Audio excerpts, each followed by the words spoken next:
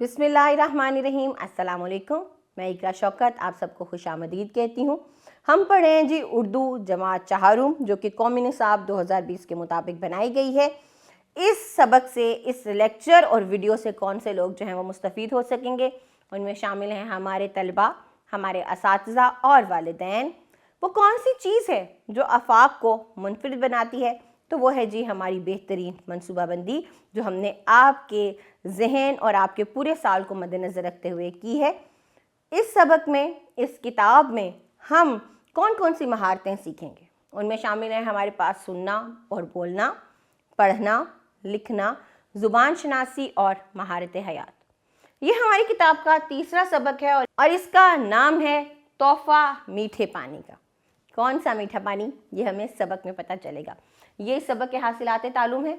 इस सबक को पढ़ने के बाद हम इस काबिल हो जाएंगे कि ये तमाम चीज़ें हम अपनी ज़ात पर अप्लाई कर सकेंगे, हम इस काबिल हो सकेंगे कि तमाम काम कर सकें।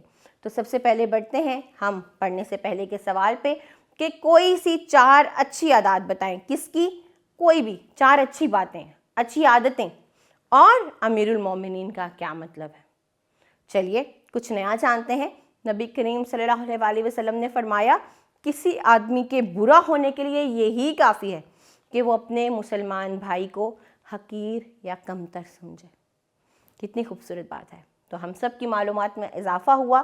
ये है जी आए मज़ीद जाने, जिससे हम हर सबक में कोई ना कोई नई बात सीखेंगे। चलिए मतन का मुताला कर लेते हैं। तो मतन है हमारे पास, ये खलीफा मामून रशीद के ज़माने की बात है। बगदाद के दूर दराज इलाके में एक इराबी रहता था। मैं आराम आराम से इसलिए पढ़ रही हूँ ताकि आप हर लफ्ज़ की अदाई को सीख सकें, क्योंकि ये सुन्ना का सवाल है, सुन्ना के ज़ेल में आ रहा है। तो आपको तवज्जो से सुनना है और बाद में कोशिश करनी है कि आप इसी तरह से इसको अदा भी कर सकें, आप खुद भी पढ़ सकें। इस इलाके का पानी नमकीन और खारा था। यहाँ बारिशें या बारिश बहुत कम होती थी। एक साल बदकिस्मती से इस इलाके में बारिश बिल्कुल ना हुई और हर तरफ कहत पड़ गया। अहले इलाका परेशान हो गए और गुज़र औकात की तदबीरें सोचने लगे। इराबी को कुछ ना सोचा तो इसने खलीफा की खिदमत में जाने का सोचा। इसने मामून की सखावत के किस्से सुन रखे थे। क्या कर रखा था इसने? मामून कौन है? मामूनुर रशीद, जो खलीफा थे उस वक्त के, उनकी सखावत के किस्से सुन रखे थे। इमदाद की उम्मीद में वो दारुल खलाफा की तरफ चल पड़ा। तो मैंने सबक का इतना हिस्सा शामिल किया है। और क्यों किया है? ताकि आप सीख सकें कि मैं किस तरह इनकी अदाई कर रही हूँ, एक एक जुमले को किस तरह रुक के और ठहर के पढ़ रही हूँ, और दुरुस्त तलफ़्फ़ुज़ से अदा करना आप भी सीख सकें। ये था जी हमारा मतन। बाकी के मतन को आपको अपने वालिदैन और असातिज़ा की निगरानी में पढ़ना है ताकि आप भी दुरुस्त तलफ़्फ़ुज़ सीख सकें।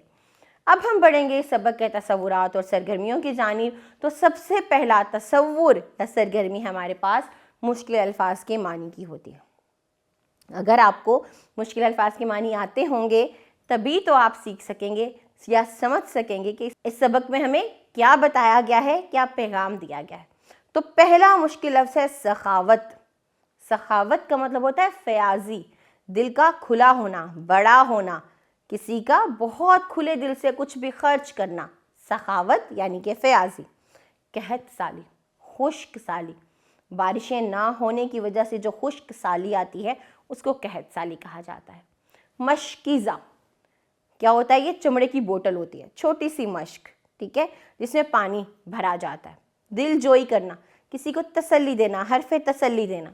अशरफियाँ, सोने के सिक्के, जैसे हमारे यहाँ रुपये चलते हैं, सिक्के चलते हैं, तो माजी में अशरफियाँ चला करती थी जो कि सोने के सिक्के होते थे। मसलहत, नेक सलाह, हिकमत, ठीक है। और अगला लफ्ज़ है शीरिंग, मीठा। शीरिंग मीठा, निदामत, शर्मिंदगी। ये थे जी हमारे मुश्किल अल्फाज के मानी। आगे बढ़ते हैं और सुनना बोलना की सरगर्मी करते हैं। आपको दुरुस्त जवाब और गलत जवाब की निशानदही करनी है।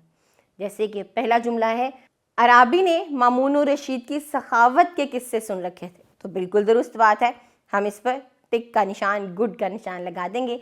बाकी के जुमले भी पढ़ेंगे और देखेंगे कौन सा जुमला गलत है और कौन सा सही है। आपको ये सरगर्मी अपने वालिदैन की मदद से करनी है। اگلی سرگرمی ہمارے پاس خالی جگہ پر کرنے کی ہے. یہاں پر بھی سبق کے مطابق درست لفظ لگا کر ہم ان جملوں کو مکمل کریں گے. جیسے پہلا جملہ کیا ہے؟ عرابی کو کچھ نہ سوجا تو اس نے کیا کیا؟ خلیفہ کی خدمت میں جانے کا سوچا. تو یہاں پر کیا آ گیا؟ کس کی خدمت میں جانے کا سوچا؟ خلیفہ کی. اسی طرح آپ کو باقی کے جملے پڑھنے ہیں، سبق کے مطابق ان کو پر کرنا ہے. لکھنا کی سرگرمی ہے. آپ کو درج ذیل سوالات کے جوابات دینے ہیں کہ عرابی نے خلیفہ کے پاس جانے کا فیصلہ کیوں کیا؟ کیونکہ قحط سالی تھی، خشک سالی تھی، کہیں سے بھی جو ہے وہ کچھ حاصل نہیں ہو رہا تھا، ہر طرف جو ہے وہ برے حالات تھے. تو آپ نے ان کے پاس خلیفہ کے پاس جانے کا سوچا تاکہ وہ اپنی عرضی پیش کر سکیں، کیونکہ آپ نے ان کی سخاوت کے بھی قصے سن رکھے تھے. اسی طرح آپ کو ان تمام سوالات کے جوابات دینے ہیں. کس طرح سے دینے ہیں؟ سبق پڑھنا ہے اور ان کے مطابق سوالات کے جوابات دینے ہیں. کن کے ساتھ مل کر؟ اپنے والدین یا اساتذہ کے ساتھ مل کر. سننا بولنا میں ہمیں اس واقعے کو سننا ہے اور اس کے اہم نکات کو اپنے ساتھیوں کو بتانا ہے. جیسے کیا ہے واقعہ؟ حاتم طائی ایک سخی اور رحم دل انسان تھے. کہتے ہیں کہ ایک دفعہ کسی نے حاتم طائی سے پوچھا کہ آپ نے کبھی خود سے زیادہ حوصلے والا کوئی شخص دیکھا ہے؟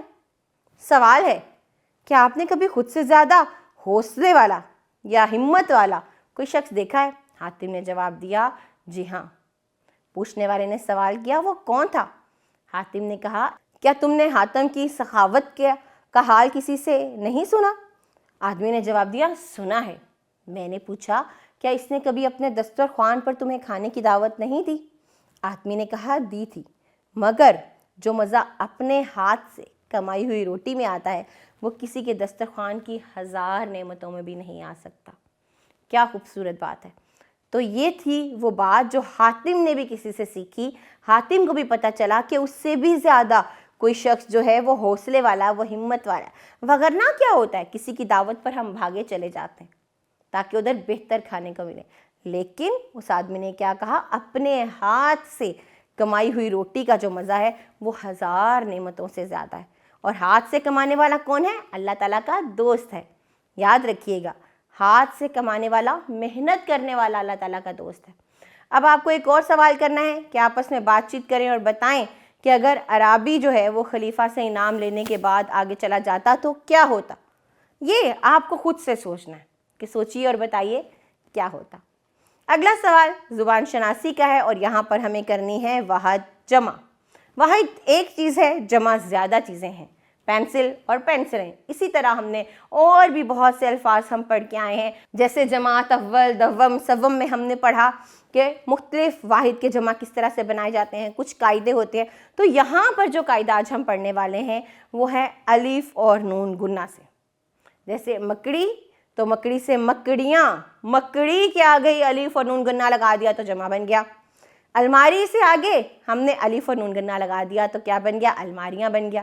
اسی طرح بہت سے الفاظ ہیں جو کہ یہاں پر دیے گئے ہیں، آپ کو ان کے آگے الف اور نون گنہ لگا کر جمع بنا دینا ہے. جیسے پہاڑی، پہاڑیاں، بتی، بتیاں، انگلی، انگلیاں، جھاڑیاں. اب آگے جمع دے دیے گئے ہیں، آپ کو ان کا واحد بنانا ہے. جھاڑیاں، جھاڑی، چابیاں، چابی، مچھلیاں، مچھلی، زندگیاں، زندگی. بالکل اسی طرح سے جیسے میں نے بتایا. اب آپ کچھ اور الفاظ تلاش کیجئے اور ان کو بھی اسی طرح الف اور نون گنہ لگا کر جمع بنائیے اور جمع کو واحد بنائیے. لفظوں کا کھیل دیکھتے ہیں کیسے کھیلا جاتا ہے. لکھنے کے ذیل میں یہ سوال آئے گا، آپ کو ان کا املا درست کرنا ہے. یہ لکھا ہے جی سخاوت، لیکن اصل میں آپ کو سوچنا یہ ہے کہ سخاوت کس سے ہوتا ہے، صاد سے یا سین سے؟ بالکل ٹھیک کہا آپ نے، سخاوت سین سے لکھا جاتا ہے. ذائقہ، اگلا لفظ ذائقہ ہے، زال سے ذائقہ ہوتا ہے. پھر ہے نمکین.